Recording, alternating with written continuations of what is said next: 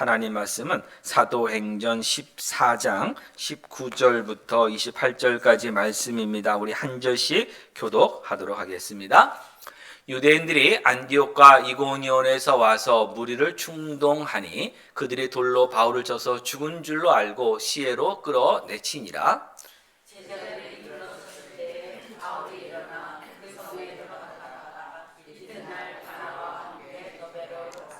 복음을 그 성에서 전하여 많은 사람을 제자로 삼고 루스드라와 이고니온과 안디옥으로 돌아가서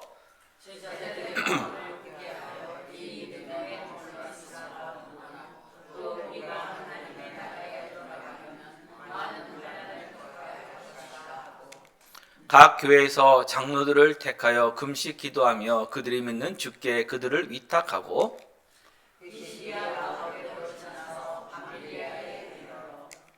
말씀을 버가에서 전하고 아달리아로 내려가서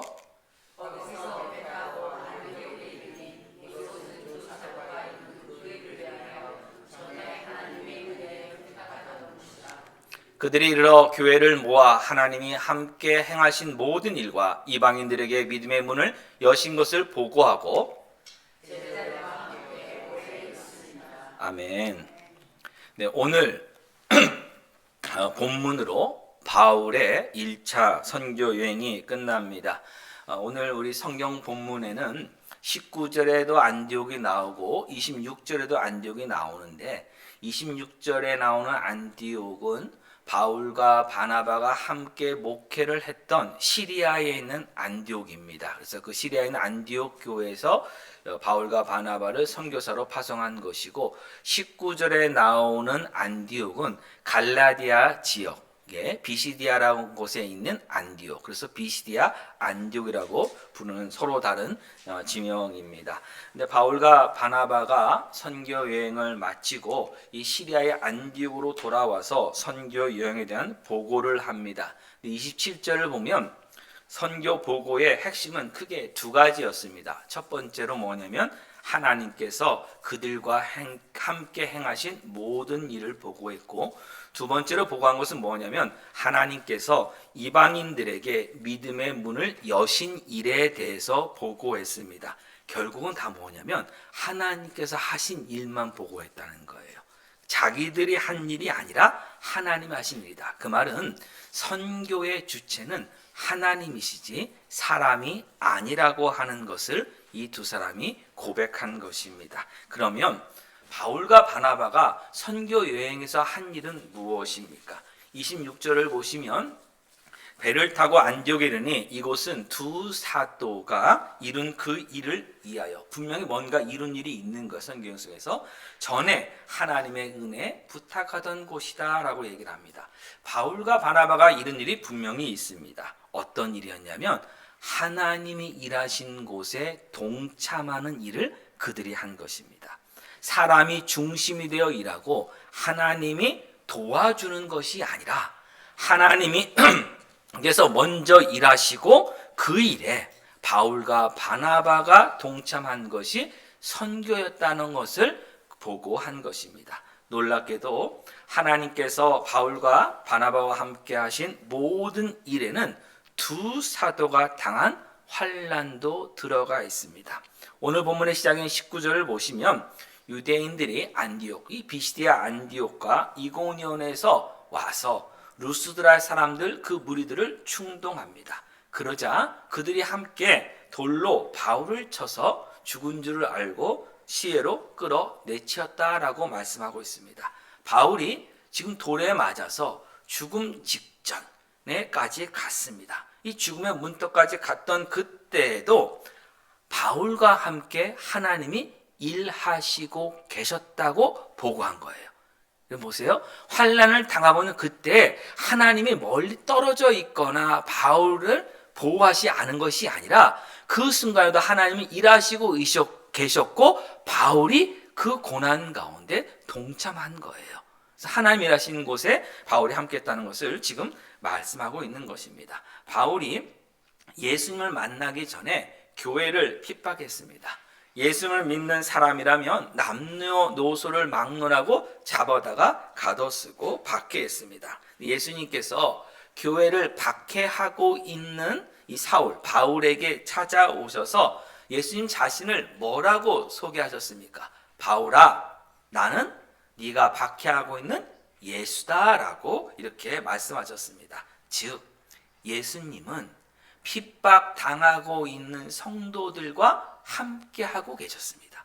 성도들이 핍박당하고 있을 때 예수님 멀리 그냥 하늘에만 계신 것이 아니라 그 현장에 예수님도 함께 핍박을 당하고 계셨다는 말씀이에요. 바울은 이제 자신이 돌에 맞아 쓰러지는 그 순간도 그래서 이제 하나님께서 그와 함께하고 계셨다라고 고백합니다. 그래서 바울이 선교여행 전체를 보고할 때 내가 이렇게 돌에 맞아 죽기 직전까지 가는 그런 핍박을 받았음에도 나는 포기하지 않고 복음을 전했습니다. 나는 이처럼 믿음이 정말 뛰어난 사람입니다 라고 자신의 어떤 믿음의 굳건함이나 의지를 자랑하지 않은 것입니다. 그가 말한 것은 딱 하나입니다. 하나님께서 자신들과 함께 일하시고 계셨다. 모든 것이 하나님의 은혜였음을 그가 보고합니다. 선교여행을 떠날 때 안디옥 교회 성도들이 하나님의 은혜에 선교의 모든 여정을 맡겼는데 하나님께서 그들의 기도에 응답하여 주셔서 정말 은혜를 베풀어 주셔서 선교여행이 잘 마무리되었기에 우리가 이 시대의 안디옥 교회에 돌아온 것입니다 라고 말한 것입니다. 사실 선교여행 가운데 바울이 당한 이 고난은 바울의 입장에서는 매우 억울한 일입니다. 루스드라에서 한 번도 태어나서부터 한 번도 일어서 본 적이 없는 안진뱅이가 일어나는 그 기적이 일어났습니다. 사람들은 바울과 바나바를 신으로 이렇게 모셨습니다. 그러나 얼마 지나지 않아서 비시디아 안디옥과 이고니온에서 유대인들이 먼 길을 걸어와서 루스라 사람들을 충동하여 바울을 돌로 쳐 죽였습니다. 그런데 유대인들이 이 루스라까지 올 이유는 없었습니다. 며칠 동안 살펴본 대로 비시디아 안디옥에 사는 유대인들이 바울과 바나바를 쫓아냈어요.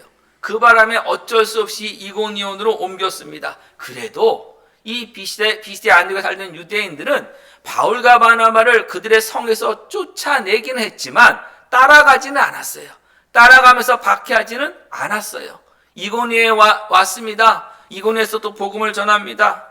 그 실은 또 유대인들이 바울과 바나바를 모독하며 돌로 쳐 죽이려고 합니다. 그 사실을 알고 바울과 바나바가 도망쳐서 그 성을 나와서 루스드라 왔습니다. 이때 이 사람들이요 도망가고 있는 바울과 바나바를 쫓아오질 않았어요. 돌을 들면서 던지면서 쫓아오질 않았어요. 그냥 놔두었습니다. 그런데 왜 지금 이 루스드라에 왔는데 이 사람들이 아니라 먼 비시디아 안디옥과 이 이고니온 사람들이 굳이 이곳까지 지금 쫓아와서 바울에게 돌을 던졌냐는 것이에요. 루스라는 유대인이 많이 사는 곳이 아닙니다. 한마디로 철저한 이방 마을입니다. 이방 지역입니다. 그리고 이곳에는 제우스 신당이 있을 정도로 우상 숭배가 그 지역에서 매우 강한 곳입니다. 유대인들이 이렇게 이방 지역이고 우상 숭배가 심한 루스드라에 찾아올 이유는 없습니다.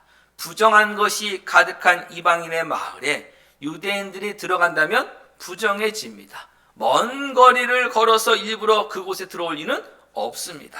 왜 온 것입니까? 그러면 바울과 바나바가 루스드라에서 행한 기적과 그로 인해 벌었던 소동을 들었기 때문입니다. 루스드라 소식이 이고니온까지 전해졌을 때 이고니온의 유대인들은 바울과 바나바에게 돌을 던져야 한다고 생각했습니다. 가만두면 너무나도 큰 세력이 될 것처럼 보였기 때문입니다. 그러나 자신 그 유대인 공동체의 힘만으로는 이 이고니온에 있는 이 유대인 공동체의 힘만으로는 그를 행할 수 없다고 생각했기 때문에 가장 큰 대도시인 비시디아 안디옥에 있는 유대인들에게 함께 하자고 협력을 구한 것입니다. 비시디아 안디옥은 갈라디아 지역의 대표 도시입니다. 그래서 권세 있는 자들이 많이 살았습니다. 이 유력자들 가운데는 바울과 바나바를 그 성에서 쫓아냈던 이 사람들도 있었습니다. 그래서 이고니온 유대인들이 비시디아 안디옥까지 가서 그 사는 유대인들을 설득했고 루스드라까지 함께 온 것입니다. 루스드라에 있는 그 소식이 이고니온에 전해지고 또 이고니온에서 비스디아 안디옥까지 가서 함께 다시 되돌아오려면 거의 250여 마일을 되돌아가야 합니다. 거기다가 유대인들을 모으고 함께 오려면 최소한 몇 주는 소요됩니다. 그 기간 동안 루스드라에서 바울과 바나바는 계속 복음을 전했습니다. 루스드라 사람들이 바울과 바나바를 잘 알게 된 것입니다. 그런데 비스디아 안디옥과 이고니온에서 온 유대인들이 루스드라 사람들을 충동하자 돌변해서 돌을 던져서 바울을 죽이려고 한 것입니다. 왜 루스 사람들이 이런 유대인의 충동에 쉽게 넘어갔을까요?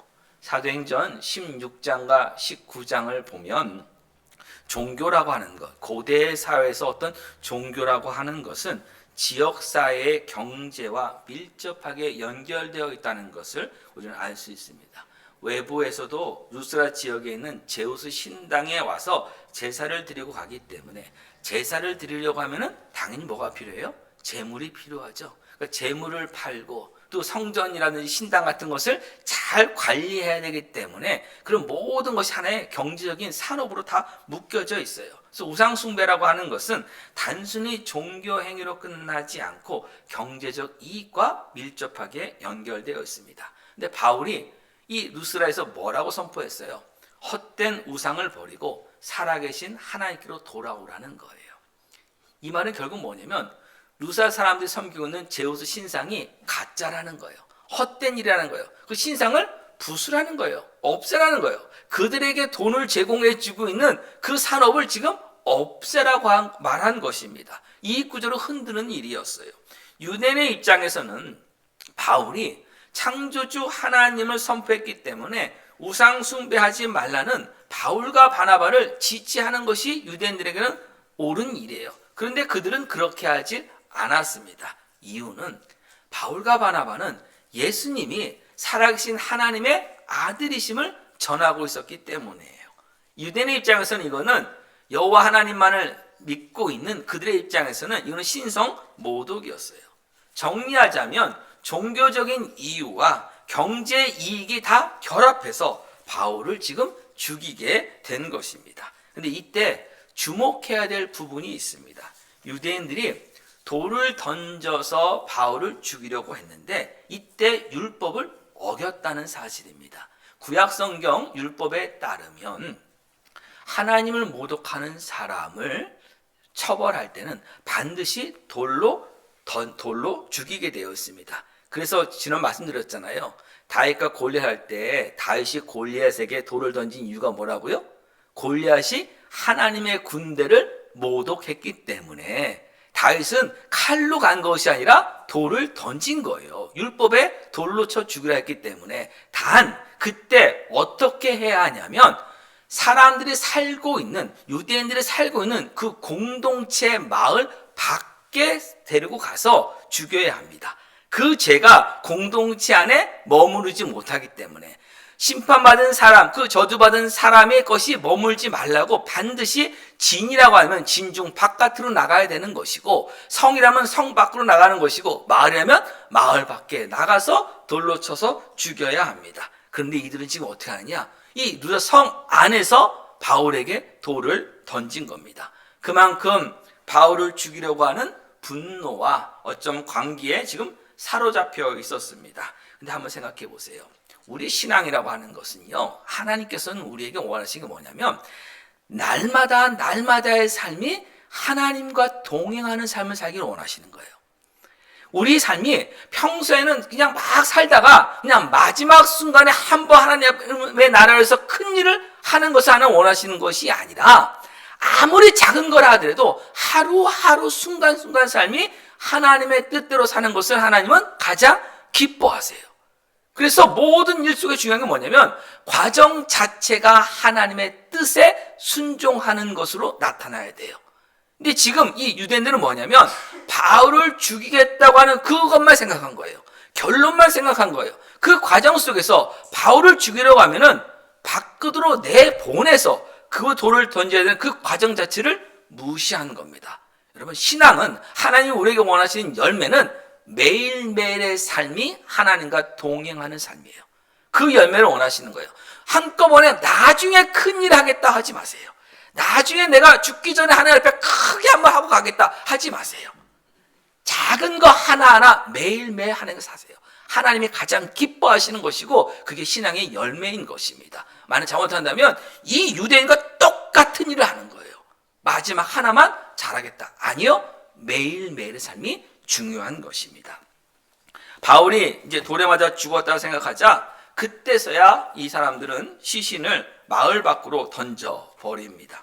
이때 루스드라에 이제 바울과 바나바가 몇 주 동안은 있었으니까 그동안에 복음을 계속 전했기 때문에 예수를 믿는 루스드라 사람들이 생겨났습니다. 이 사람들이요 마을 바깥으로 던져져 있는 바울의 그 시신을 둘러섰습니다. 한번 생각해 보세요. 이 제자들이 분명히 있었다는 것은 바울이 돌에 맞고 있을 때 이 제자들이 지금 아무런 도움이 되질 않았다는 거예요. 아무 일도 하지 않았다는 겁니다. 그러면 너무 두려워서 그냥 숨어 있었느냐? 그건 아니죠.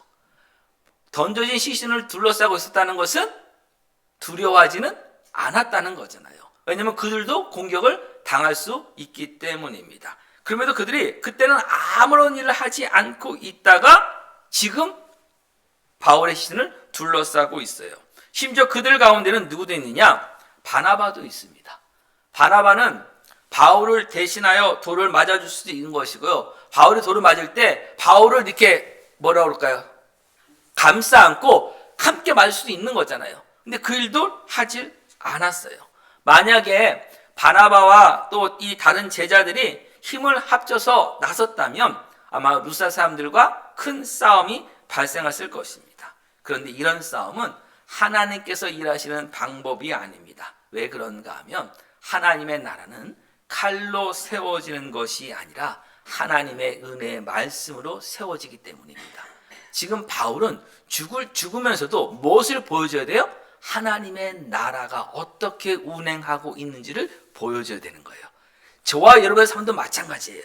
내가 돌에 맞을 수 있어요. 그 순간에도 뭐를 보여줘야 된다고요? 하나님 나라의 백성됨을 보여줘야 되는 거예요. 하나님 나라에 속해 있음을 보여줘야 되는 거예요.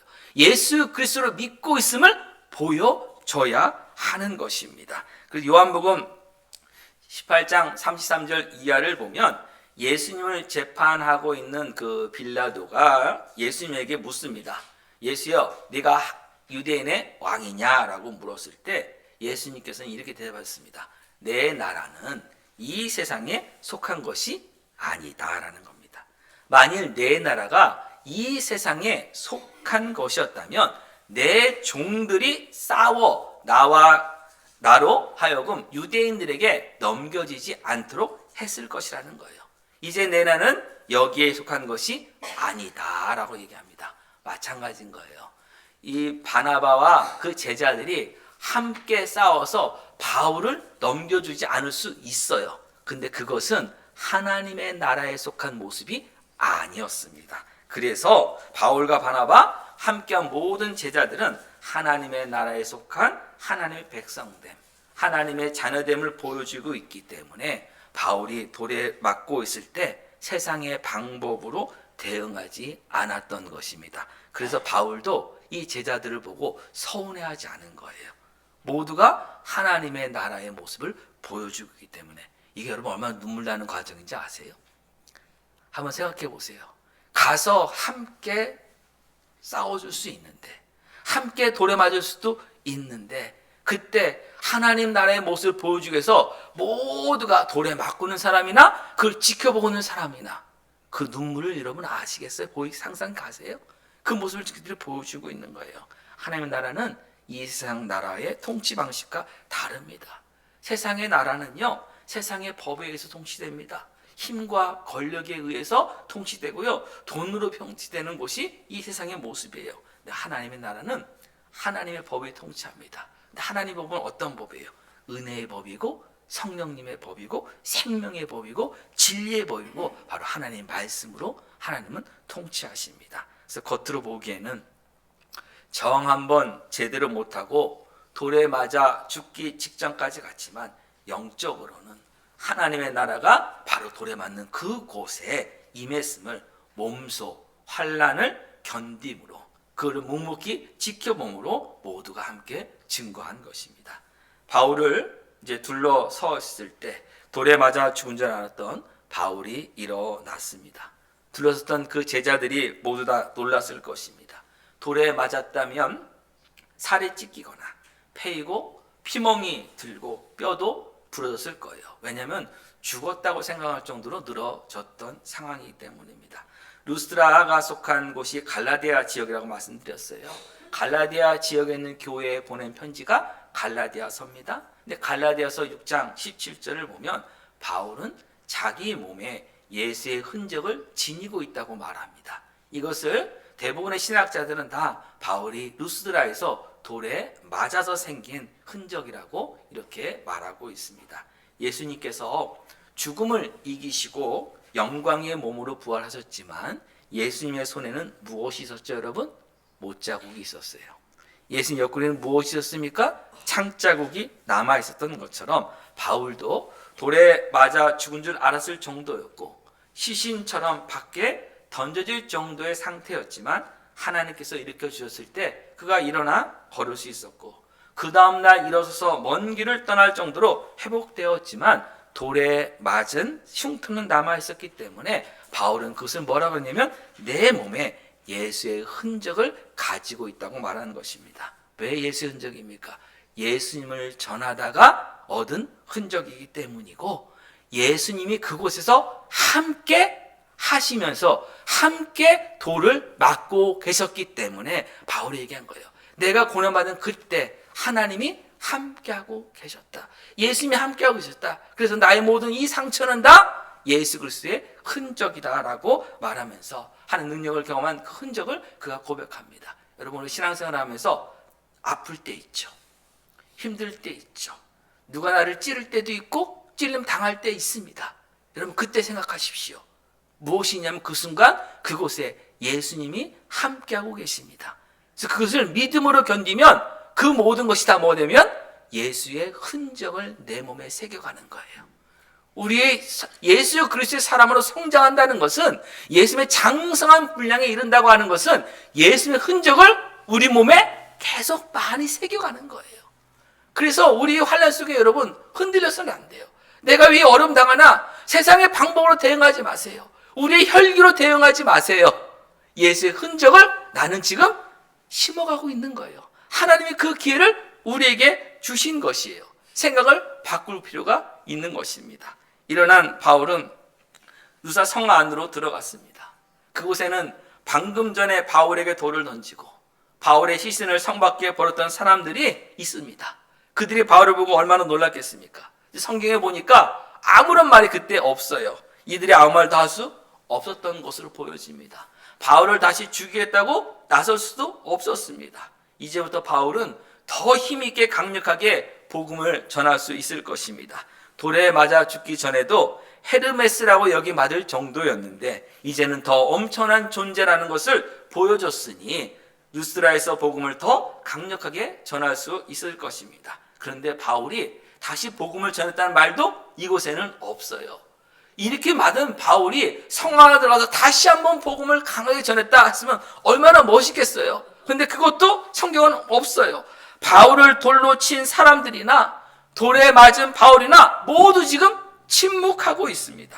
근데 여러분 이 침묵의 결이 다른 거예요. 바울의 침묵은 하나님의 은혜와 구원의 능력에 대한 살아있는 웅장한 설교예요. 그냥 가만히 서 있어도 나를 구원하신 분은 하나님이시고 예수 그리스도는 살아계신 나의 구주심을 증거하고 있는 거예요. 우리 그리스도인 삶은 뭔지 아세요, 여러분? 뭔가 말을 하지 않아도 그리스도인답게 서 있는 것만 하더라도 우리는 예수님을 전하는 거예요. 그게 예수님의 사람들인 겁니다. 루스드라 사람들과 유대인들도 침묵했어요. 이들은 예상치 못한 일을 겪은 두려움 때문에 아무 말도 할 수 없었어요. 여러분 어떤 침묵을 하길 원하세요? 그 어려움 속에 어떤 침묵을 하길 원하세요? 봐라, 너희들은 나를 돌로 쳤지만 봐라 하고서는 보여주기를 원하세요? 그냥 가만히 정말 예수님의 사람에게 서 있는 것만 해도 우리는 하나님 나라의 그 영광을 나타낸다는 것을 꼭 기억하시길 바랍니다. 다음 날 바울은 이 루스드라를 떠나서 더베로 갑니다. 더베까지는요 3일 이상 걸어가야 하는 길인데 먼 길을 떠난 것입니다.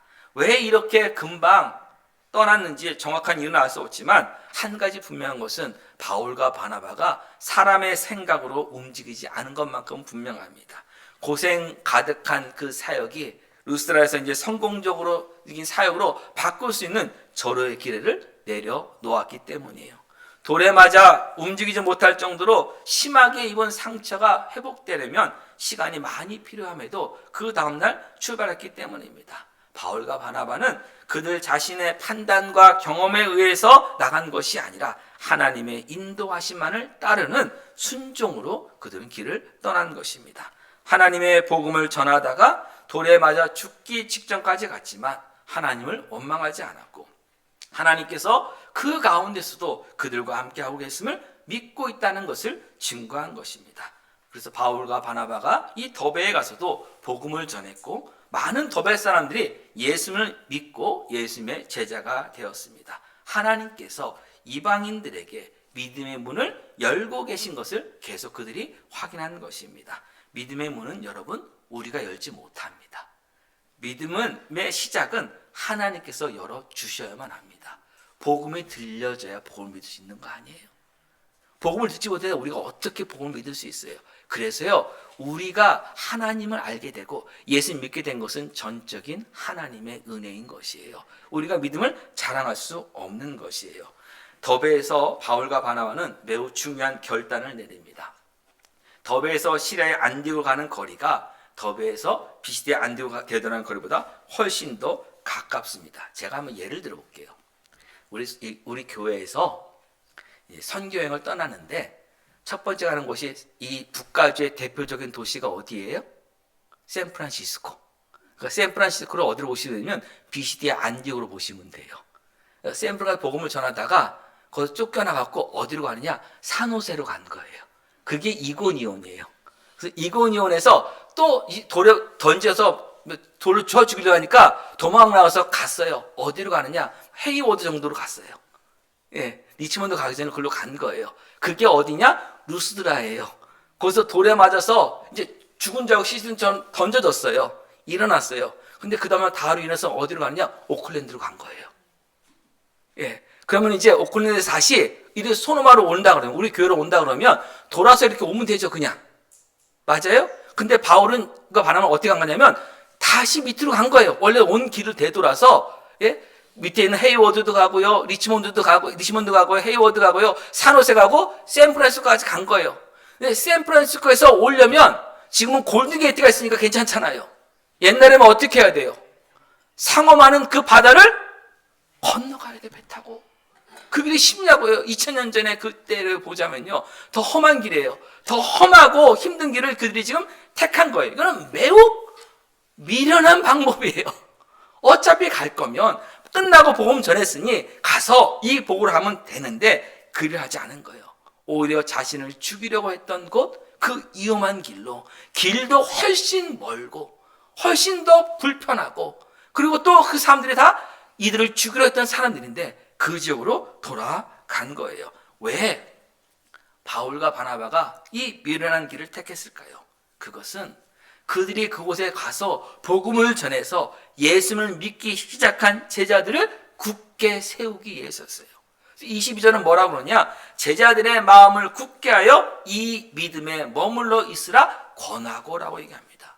그러니까 바울과 바나바가 전도한 다음에 그래, 이 지역은 사람들이 이제 예수 믿는 사람들이 나타났으니 우리가 해야 할 일은 다 했다로 끝나는 것이 아니라 그들이 예수님을 제대로 믿을 수 있도록 도와주기 위해서 돌아온 것이에요. 왜요? 믿음을 지켜나가는 것이 믿음이 시작되는 것보다 더 어렵기 때문이에요. 특히 간 믿음을 얻은 이들은요, 환난 앞에서 흔들리기 쉽습니다. 그래서 바울은 예수를 믿는 것은 나라가 바뀐 일이라는 거예요.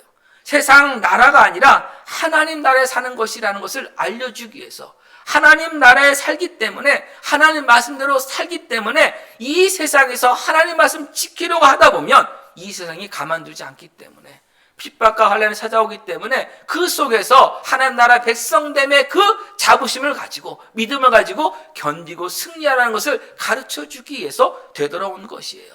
그래서 22절 하반절이 끝납니다. 또 우리가 하나님의 나라에 들어가려면 많은 환난을 겪어야 할 것임을 알려줘요. 이때 우리는 누구예요? 바울과 바나바고요. 그때 믿은 사람들이에요. 모든 그리스도인들이 하나님 나라 백성답게 살아가기 위해서는 많은 환난을 겪을 수밖에 없다는 것. 바울도 그것 때문에 겪은 것이고 너희들도 이제 겪을 것이기 때문에 그때 흔들리지 말라고. 하나님 나라의 중심으로 하나님 나라 중심으로 생각하면 세상 나라 삶과 부실 수밖에 없으니 그때 흔들리지 말라고 격려하기 위해서 되돌아온 것입니다. 여러분, 믿음 안에 머무르는 일은요, 우리만은 사실 할 수는 없어요. 성령님은 우리가 믿음 안에 머물기를 도와주시기를 기뻐하세요. 그래서 힘들 때마다 그때 꼭 기도하셔야 돼요. 성령님 도와주세요. 힘 주세요. 성령 힘에 의지해서 믿음으로 견뎌나가는 거예요. 어떻게 해요? 우리의 마음을 굳건하게 잡아야 돼요.